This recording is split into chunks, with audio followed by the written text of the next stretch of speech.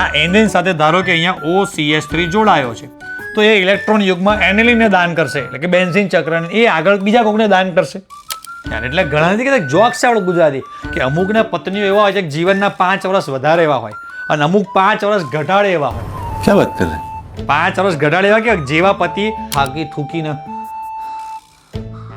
ઘરે પહોંચે જમવા બેસે તરત જ સાંભળો જ શું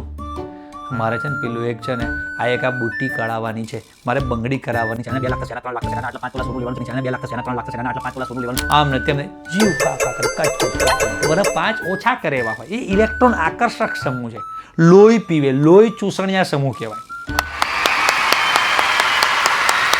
પણ અમુક પત્નીઓ એવા હોય કે એક ભાઈ વિચારો રાત્રે ઊંઘ આવતી નથી પડખા આમથી આમ ફરે તેમને વાઈફે પૂછ્યું કે શું કેમ તમે ઊંઘ નથી આવતી કે ચિંતામાં છો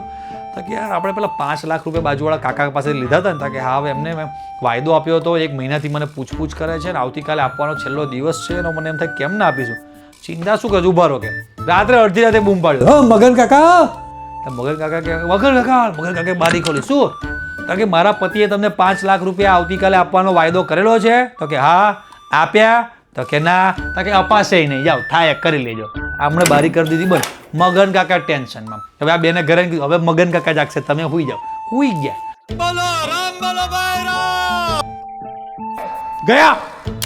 આવા હોય ને તો 5 વર્ષ વધારે એવા હોય એટલે ઇલેક્ટ્રોન દાતા સમૂહ છે કે જે બેઝિકતા વધારી આપે. ચૂસણિયા સમૂહ હોય એ ઘટાડે. તમારા પપ્પાએ લાઈક કરશે લાઈક કરતા બેટા વિડીયો સરને બીજા 2000 રૂપિયા નાખ ખાતામાં.